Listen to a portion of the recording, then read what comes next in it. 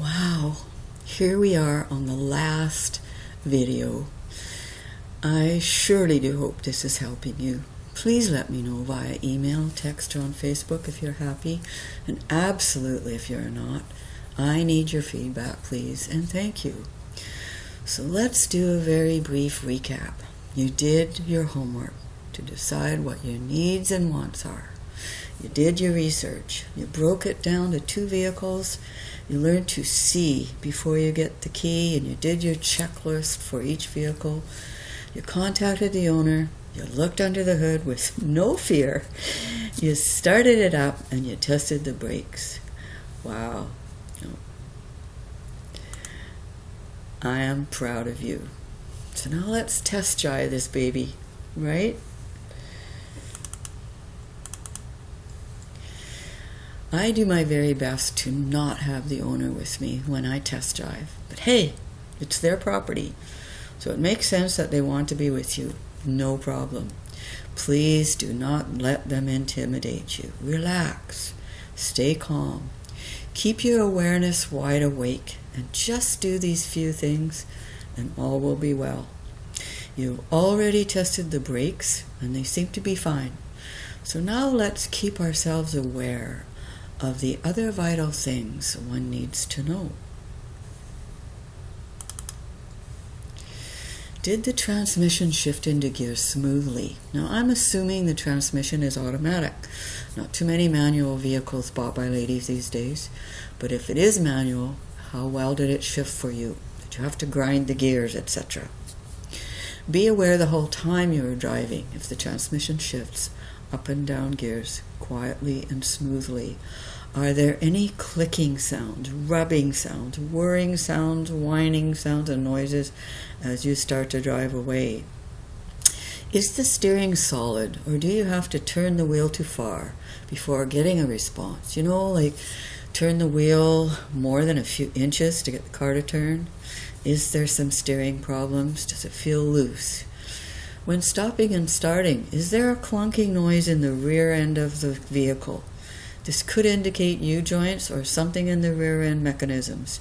So you don't want the vehicle if you hear clunking sounds, okay? I know you are tired of hearing this from me, but believe me, there will be a vehicle that is awesome for you out there. If there's no noises, okay, find an area where you can drive in circles.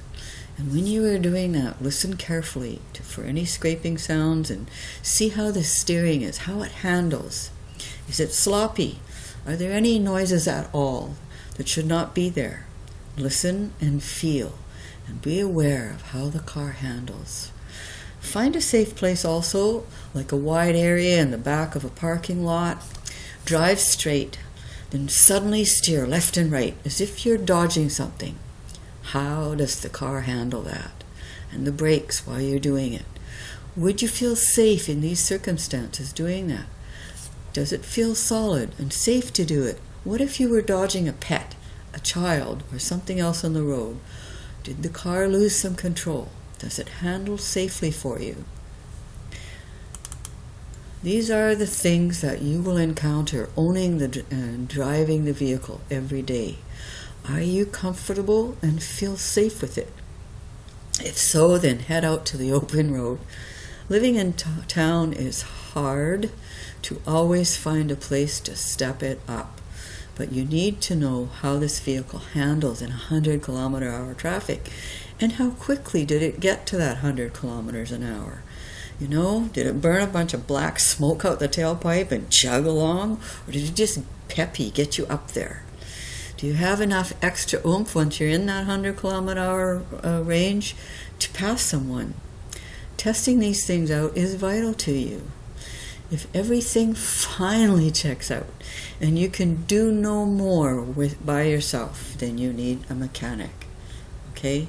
You need the inspection now. It's absolutely vital. Now is the time for decision making. Do you spend the money on getting the inspection done if they don't have one? And even if they do have one, okay? Who did it for them?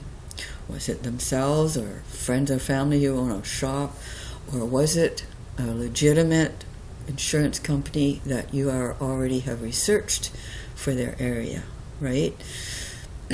If it's not, and you don't see that it could be legitimate, insist on you getting your own. Get your own. It will be neutral. It will not be a company that's working for the seller or the buyer. It'll be someone working for the car. Okay? So you did all your homework. You did not miss any steps, I hope. You worked hard, I know. And now you have everything you need to decide to make an offer.